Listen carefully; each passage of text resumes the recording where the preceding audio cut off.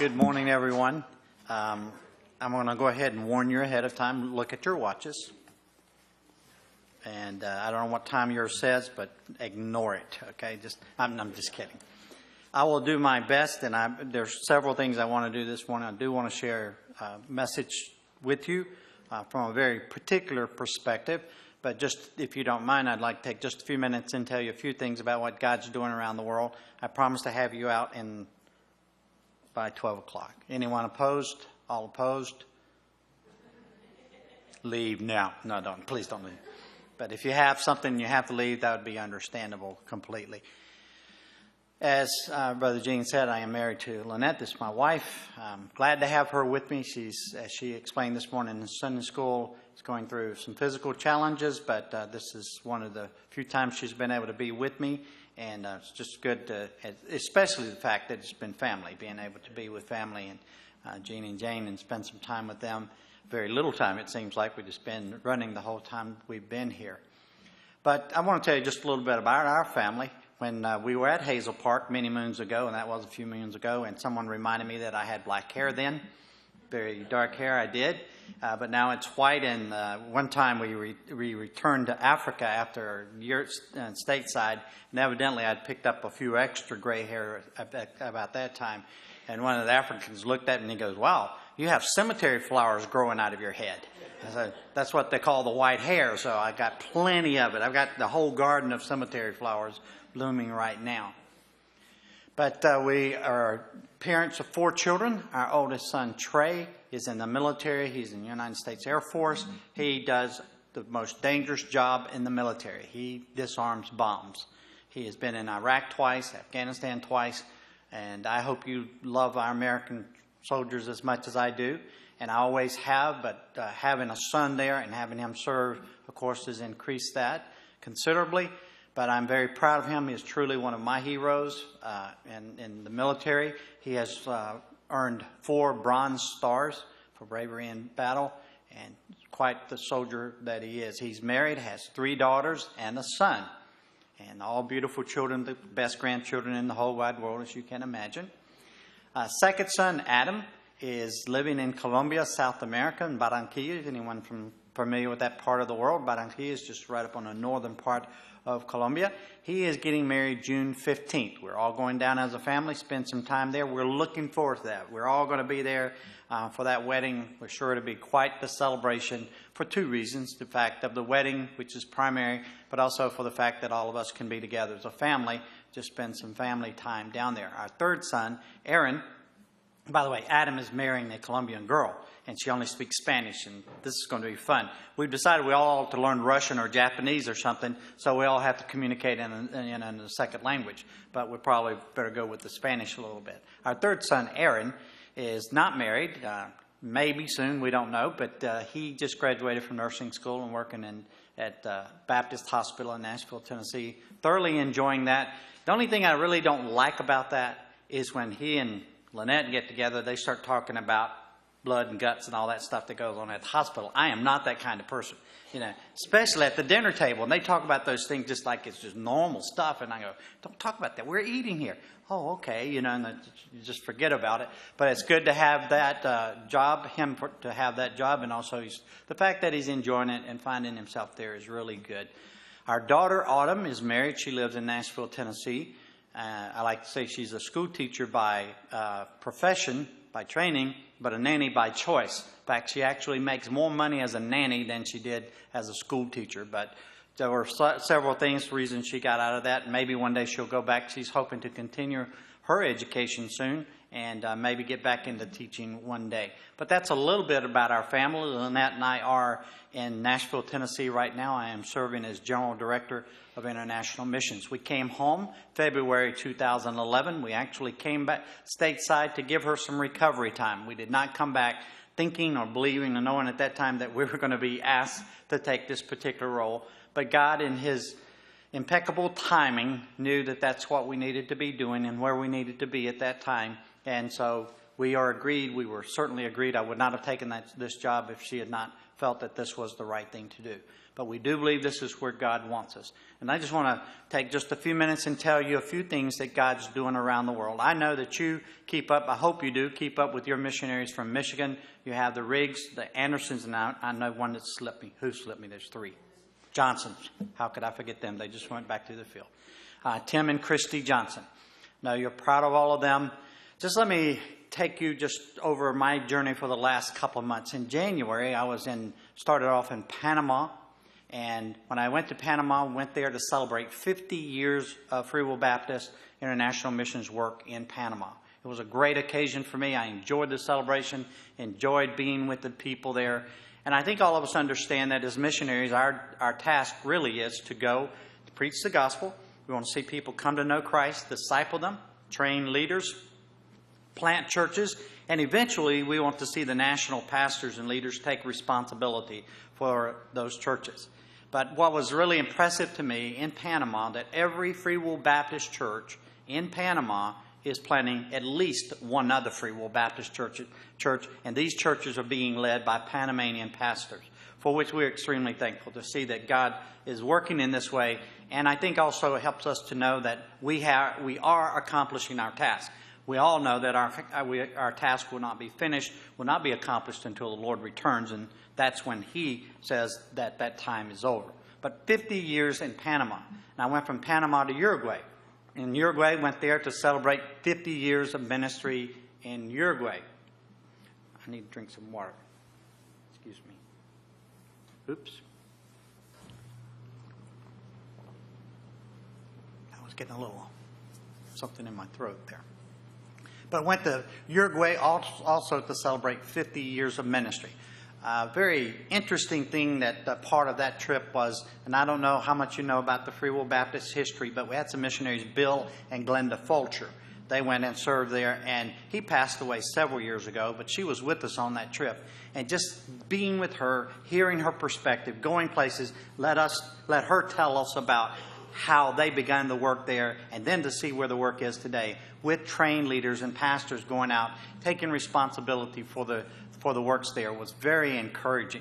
There's one pastor who said, and this was, I guess we would say my takeaway from Uruguay, was there was a pastor there who said that God is really leading him, directing him, and he wants to see 10 house churches planted in the capital city of Montevideo, which, again, is very encouraging for us to see these national pastors have that passion to go on and carry the work on, with not depending on the missionaries, but being able to carry that work on themselves.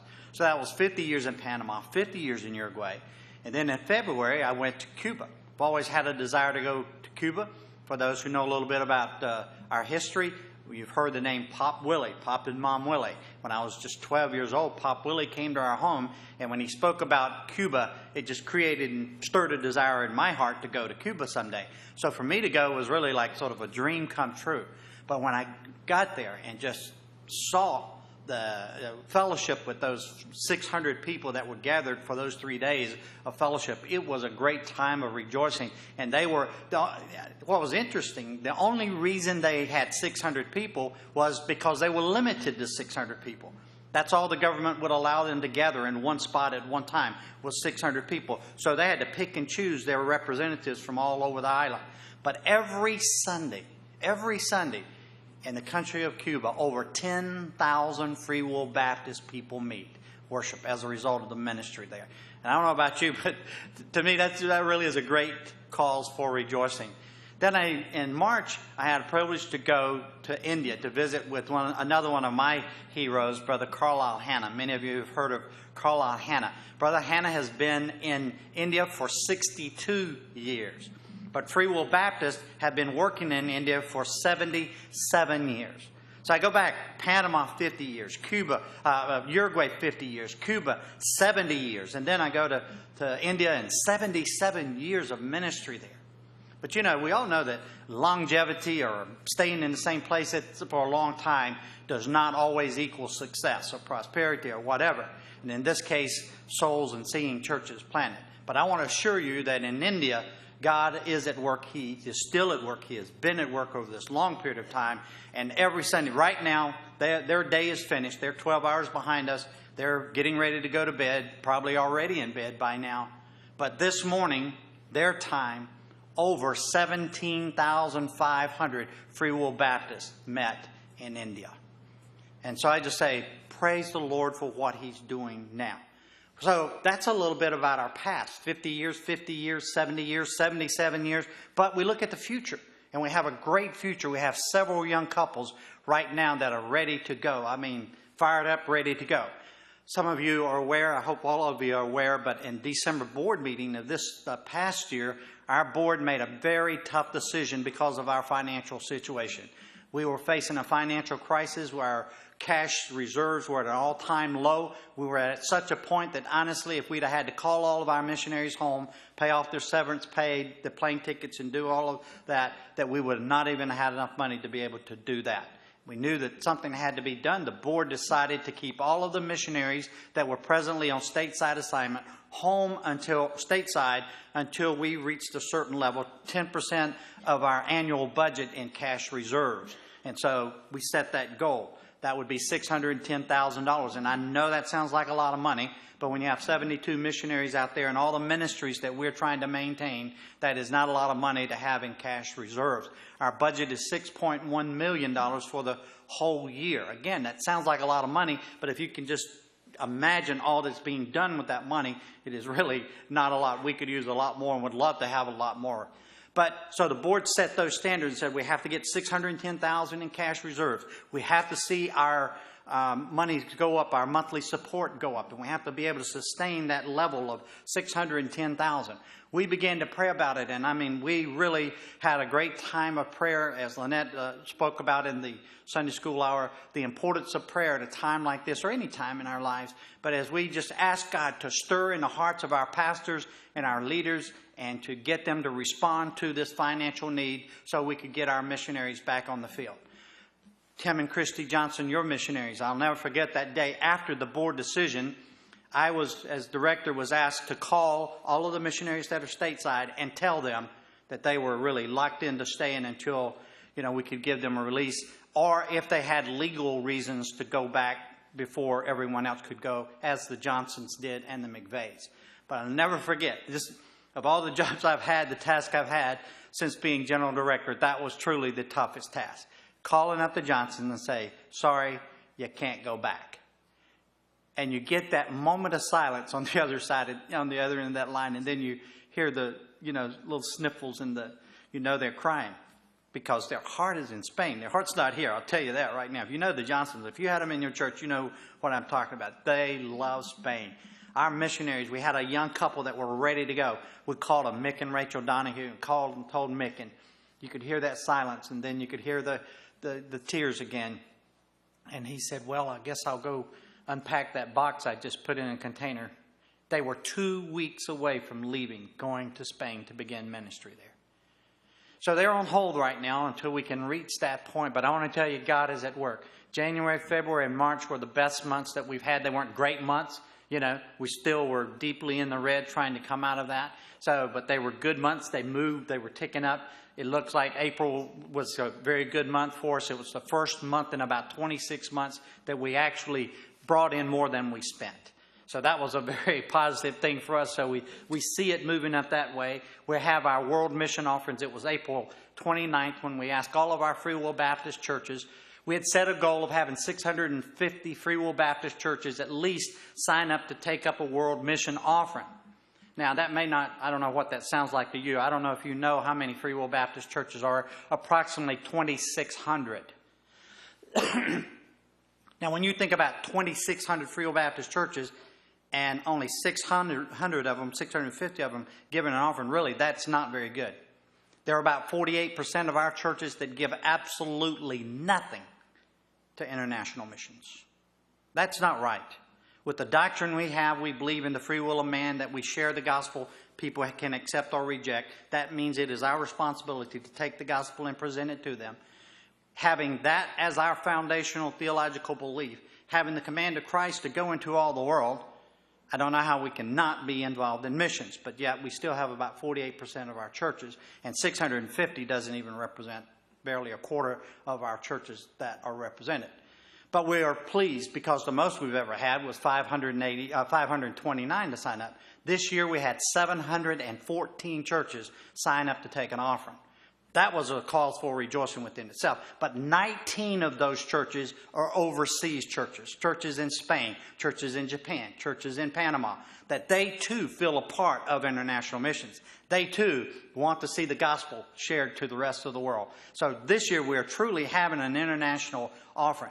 And the good news is, I just checked on Friday, we've had about 130 churches that have reported, and at this point we have over $541,000 that has been coming in a promise for this World Mission Offering. That means there's about 500 plus churches almost that haven't reported, 600, close to 600 that haven't reported. So we believe that we can go over $1 million, and we can say to our missionaries, you can go back to the field. I'll tell you, you might hear it all the way in Michigan. I don't know. But we're going to see some rejoicing. And you just pray with us for that end. And if God lays on your heart to give, then please give. It's not too late to give to the World Mission Offering. We get offerings right up into December. But just to let you know that God is at work. God is answering prayer. And our missionaries they're at the task. You don't have to question that. They're out there getting the job done. But we need your help. It's just that simple. We have to be in this together. And I hope that we all understand that whether you're praying or giving or going, that you're part of what God is accomplishing around the world. So be a part of that. I want to encourage you young people. Talked to John early and Kim about going on some of our summer trips. There's great opportunities. If you're a sophomore, junior, senior in high school, we have our E-team. Evangelism teams that go out our Eagleton teams, we used to call them, but evangelism teams that go out during the summer for a couple of weeks. Great program. Absolute great program. If you're in college, you don't have to be at Real Baptist Bible College or even a Bible college. But if you're in college, you want a college overseas experience, we have those opportunities too.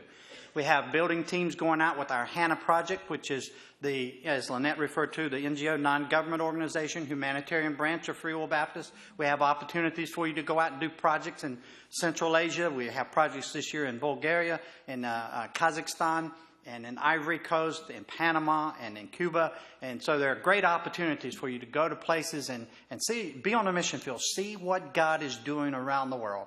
But I just want to encourage you, let you know that we are about the task, and be part of it with us. That's all. We want to invite you to come along and be a part of what God's doing around the world. As we look to the future, what do we see? That's pretty hard to predict. But now I'm going to transition a bit, and let me see. And I'll let Lynette signal me when I have about 5 minutes. Will you do that?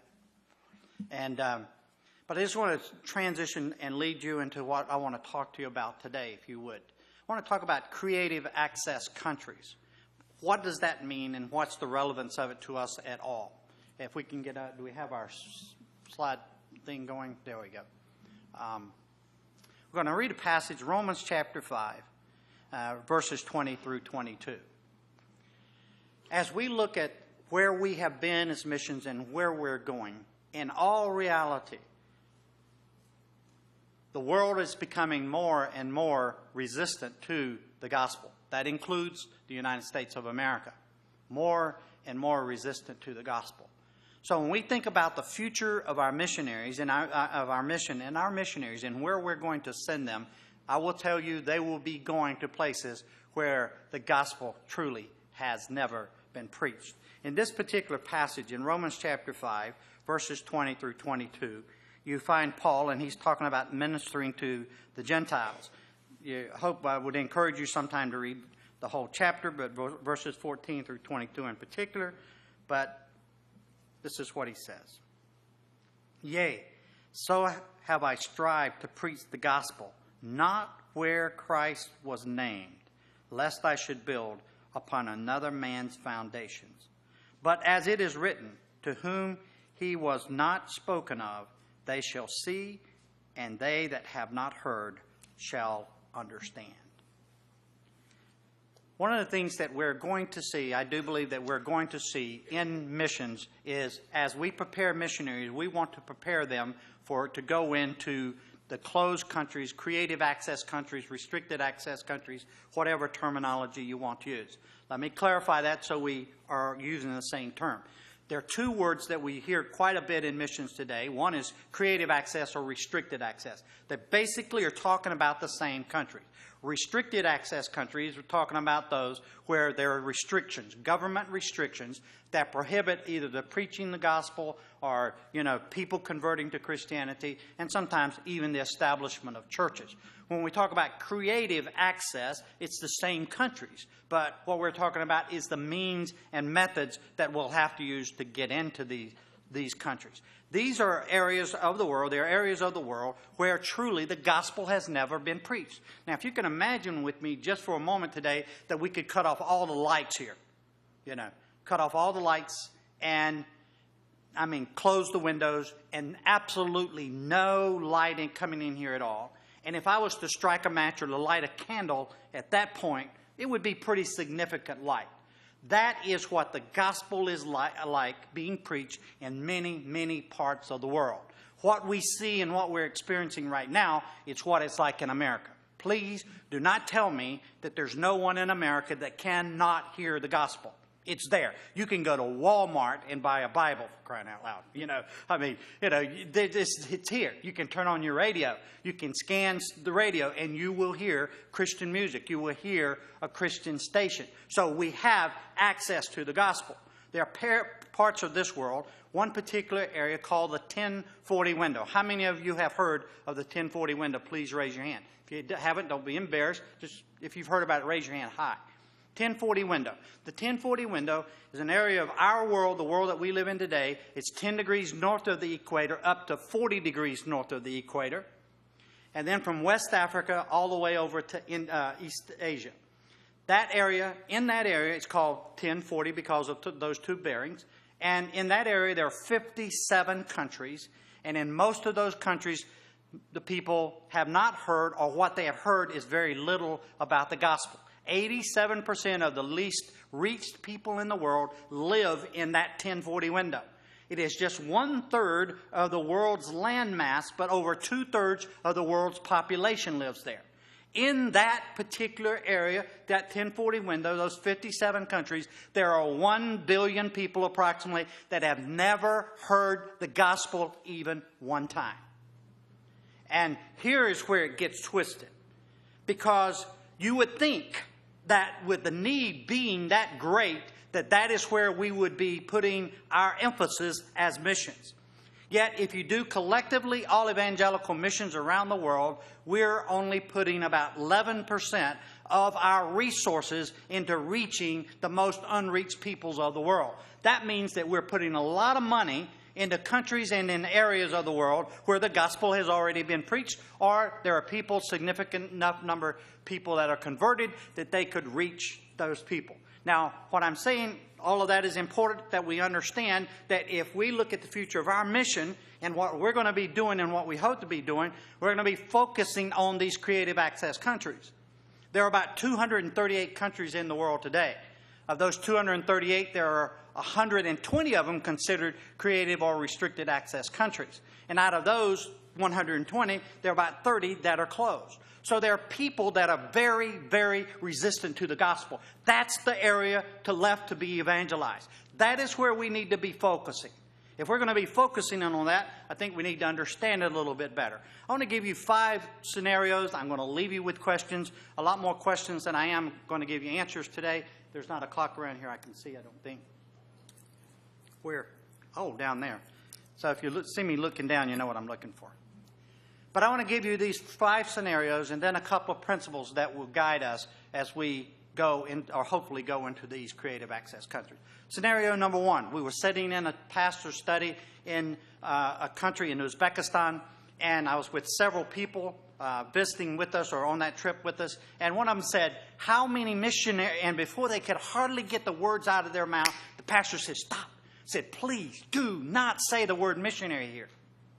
Now, I'm going to leave you with this question. If you're going into an area as a missionary, you're wanting to go in there to see people converted, come to Christ, train leaders, start churches, and you can't say you're a missionary, what are you going to say?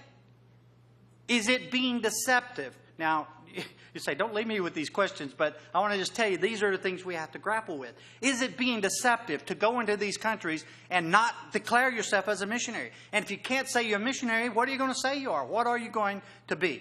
Number 2. Is that number 2? Yes, I'm sorry, I got ahead of myself there. Number 2, we were in a pastor's study there. His secretary walked in, put a piece of paper on his desk, and you could see it was relatively official piece of paper, had a stamp on it, signatures on it, and we asked him what it was. And he said, they just closed another church. Now, can you imagine, honestly, arriving at church this morning and padlocks being on the door with a sign on there, closed? We cannot really grapple with that. Here in America, we have the Day of the Persecuted Church, right? It comes once a year. But there are people around the world where every day of the year is the Day of the Persecuted Church for them. The challenges they face are beyond our imagination. But if we could just think about that, coming and having our church padlocked, and then what are you going to do? Are you going to run, hide? You're going to dissolve? You're going to go meet in people's homes? You're going to break the locks off the door? You're going to come on in anyway? What are the choices there, and what would you do? The third scenario, let's look at that. There is a country, the country is Uzbekistan again, where it's against the law to preach the gospel in the language of the people. Now, there are 5 countries that we're focusing on there called Central Asia. And Uzbekistan is one of them, Kazakhstan, Kyrgyzstan, Tajikistan, and Turkmenistan. Now, the word stan means the country of, or the territory of, the area of. The first part of it tells you what the main ethnic or tribe or ethnic group is there. For example, Kazakhstan, Kazakhs, Uzbekistan, Uzbeks. But in Uzbekistan, it is a law that it's against the law to preach the gospel in the Uzbek language. Now, imagine again, if you can't, that someone comes and tells us it's against the law to preach the gospel in English. What would you do? Fourth scenario. In the country of Kazakhstan, they have the right, a constitutional right, to practice any religion they want. They can go and they can distribute literature if they get the proper permissions. Understand how difficult it is because this is a Muslim country. The churches there gathered, they decided, now can you, again, think of just this township. What's the name of this township here, Riverside? Clinton. Think of I don't know how many people live here, but let's think of Detroit. How many in Detroit? All Detroit area. 1 million plus, I don't know. But in the country of Kazakhstan, the believers there, they made a commitment to put the gospel in every home in the country. Not in their town, but in every home in the country. And that's in a Muslim country. Now, that was their commitment. And they went about it. And they got permissions wherever they could. Sometimes they just absolutely couldn't, so they could not do it. But that was their commitment to make an effort. They went into this particular town. They got all of the permissions they needed. Everything signed. So they went into that town, saturated it with the gospel, gave everyone put a Bible in every home with some Christian literature. 3 days after they were there, the imam, the local Muslim leader, called all the people and said, bring all of the literature that you got from those Christians. And he brought it to the center of town. They set it, put fire to it, burned it all. Now, what do? You go back and do this distribution again because you have all the documentation. You have the government permissions. Do you, wipe the dust off your feet and say, Ichabod on that town, we're not going to go back there anymore. They rejected the gospel. How do you react to this type of reaction to the gospel? This is what is happening every day in these. I'm just giving you a couple of incidents. Let me just say, this is happening in all of the creative restricted access countries. Every day they're facing these kind of obstacles. Number 5, I talked to a young man. He came into a meeting we were in. He was a pastor. And he said, this was like, it had happened just a couple of weeks before we got there. He said, an imam came and visited me, and he told me, he said, if you preach the gospel in this town one more time, somebody's going to die. Somebody's going to kill you. And if no one else will kill you, I will kill you myself. That night he sent his wife and his 2 children away. And the next day he asked for a town meeting, a village meeting. So all the village elders came together. He stood up. He did not accuse openly. But he said, last night someone came to visit me. And they told me that if I preached the gospel here one more time, that someone would kill me. But we have a constitutional right in this country. It says we have a right to follow the religion we want. That's all I want to do, is to exercise my right. At that point, the imam stood up and he said, I'm the one that visited him. I am the one who said that. And I will tell you, if he preaches the gospel here again, I will kill him, or someone will. And he said, but we have a constitutional right. I don't care what the Constitution says. You will not preach the gospel here again. Now, what would you do? Brother Sheen, I mean, that's not a very comfortable position to be in as a pastor. John, what would you do? If someone said, if you come and work with these young people again, we will kill you. You try to talk to these young people, that's what we're going to do. I mean, it's a tough thing. Now, let me tell you, I have talked to people, and I could, again, give you many, many stories about what's going on there. There was one man who was threatened. He stayed. They beat him, broke his arm, busted his head open. He's still there today. He went away, healed up, took his family back, and they're still there. Another man was threatened. He stayed. They killed him. This young man, he left. Now, you tell me which one of them did God's will. I'm going to say all 3 of them. I've not been in that position. But it's that kind of life that we're talking about. So, if we're seeing that this is where we're headed, then I think we need to be prepared. How are we going to prepare ourselves as a mission organization, as missionaries? And let me tell you, you may want to see yourself applying some of these principles also. So I want us to look at 7 principles to guide us as we go into these creative or restricted access countries. Number 1, we must be clear about our focus. Let me advise you not to stare at this too long. You'll go a little bit crazy. I've got 10 till. What time you got? 10 till? All right. I just don't want to wear you out, but I just want to tell you, and I'll tell you these few things. Number 1, we must be clear in our focus. And our focus is simply this. Christ said, go ye into all the world and preach the gospel to every creature. And if we're going to do that, we have, it's easy to lose focus amidst all, think about the 5 things that I just told you. The 5 stories I just told you. Having to face those kind of oppositions. You have to know what you're all about. You have to be committed to the task. Number 2. We must be wise as serpents and harmless as doves. Now, I don't know about you, but those are 2 interesting things to juxtapose. A serpent who is an enemy of a bird, right? But there is a great lesson here. There is a sense of humility that we must have. Harmless as doves is pretty easy to understand. But wise as serpents, what does that mean? I think I learned that in Africa. One thing I can tell you about snakes, besides the fact that I don't like them, and that is they will do their best to flee danger.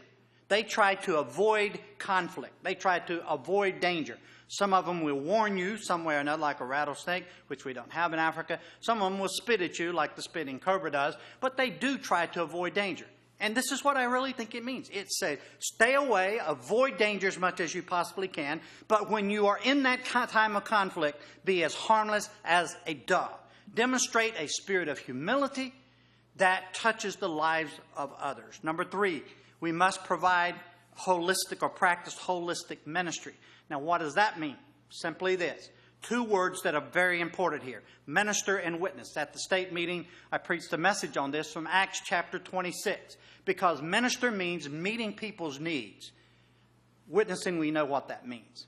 And it is often through, and I believe very often through, most often through ministering to someone's needs that we earn the privilege of sharing the gospel with them. So we have ministers and witnesses. And this is what it means. To be holistic in our ministry means that we go out and we try to meet people's needs. And it is often through these methods that we're able to find a way to enter into a country, some of these creative or restricted access countries. It is through meeting these needs that we're able to have and earn the privilege of ministering. There's an African proverb that says, a bee doesn't start its hive with honey. I love that. And what I find is saying is sometimes that we think that just the sweetness of the gospel, people want to hear it. But you know, sometimes people have needs that need to be met.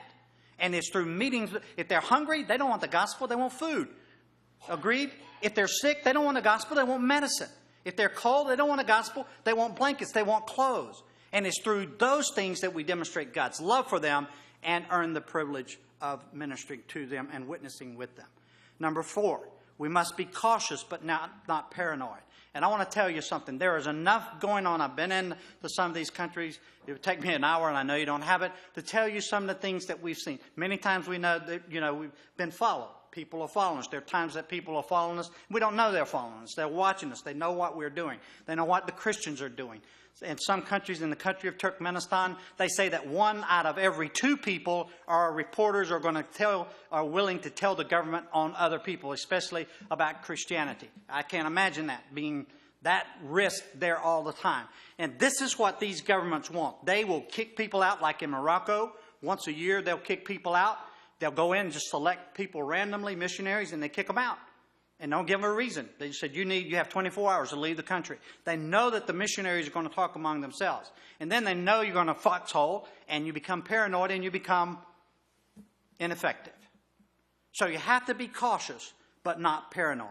Number 5, we must be select in personnel. I'm just going to tell you quite honestly, everyone is not made to go live in creative access country. Number 1, because of the stress. And then also just by your personality, your temperament, your understanding of ministry, how you're supposed to minister. And I'm saying they need ministers. I'm not saying that, but I'm saying for example, I know people who are very dynamic, bold witnesses. Everywhere they go, they're going to share the faith. In these creative or restricted access countries, you have to be wise as a serpent, harmless as a dove. You have to be select. You have to understand that not every time that door opens or every time you meet someone, you're not going to have an opportunity to share the gospel. There was a team of 8 that went to Jordan, not with Free Will Baptist, but with another evangelical mission. There was a team of 8 that went, and one of them was just one of these dynamic witnesses. Everywhere he went, he had to say something. All 8 of them got kicked out because of that one person. So we have to be wise and know when God is opening that door and how to go through it. And that means being creative in our means. Number 6, we have to be credible before the people. Now, let me give you this one example. What that means is do what you say you're going to do. There are opportunities to go teach English in many countries. For example, in the country of China. Just recently, the leader or the director of ELIC, English Language Institute for China, was called to speak to the Minister of Education in China. The Minister of Education called him in. He said, I know you have 272 people serving here in China. He figured they knew that. He said, I know that you're a Christian, and I know that you're telling our people about Christ. Well, he was expecting the very next word to be, and you are no longer invited to come here. But the Minister of Education said, we appreciate what you're doing, and we would love for you to triple the number of people that you're sending here. Think about that. The opportunities to go teach English in China. And the ELIC people will say, if you're between the ages of 18 and death, and you speak English and you want to learn how to teach English, you come to us, we will train you, and we can send you to China. Tomorrow, 540 people could get on a plane, Christians, and go to China and share, the gospel by ministering to that particular need. Number 7, we must be willing to pay the ultimate price. You don't know this man. His name's Chris Leggett. I met Chris Leggett in Malta in 2005. We began a friendship. He'd worked in the country of Mauritania. On June 29th, 2009, Neil Gilliland, a friend of mine, some of you know Neil, he called me and he said, have you looked at the Mission News Network today? And I said, no. He said, do you know Chris Leggett? I said, yeah, I know him. And I said, friend of mine. And he said, well, you need to look. And when I went to that website, and that picture you see in the bottom right-hand corner is what I saw. That's Chris. He'd been murdered that morning. A man who gave his heart for the people of Mauritania. Started over 100 small businesses. I mean, he wasn't there soaking things out. He was giving and giving of himself. And he and his wife, Jackie, just loving the people. And he went to his office on that morning, June 23rd. He went to his office, And when he got out of his car, 3 men jumped on him. He was able to take one of them to the ground. Another one walked up to him, put 3 bullets in his head. And he died. And I tell you, when I saw that, you know, it's easy to talk about it. Oh, I'm willing to pay the ultimate price. I'm willing to lay down my life. I'm willing to lay down my life. And, you know, I will tell you, if we're going to go into these creative, restricted access countries, and we're going to preach the gospel where it's never been preached, we may have to come face to face with that question. The task is there before us. Christ said, go ye into all the world and preach the gospel to every creature. And he did not say, except the restricted or creative access countries. He says, all nations. That's our task. And may God help us as Free Will Baptists to be faithful in obeying that command, wherever it might be, into these last frontiers. Let's pray. Our Father, we are thankful for your direction in our lives, all that you do.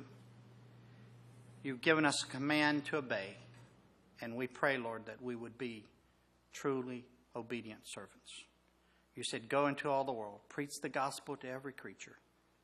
And there are many that have never heard even one time. And help us to be obedient. In thy name we pray. Amen.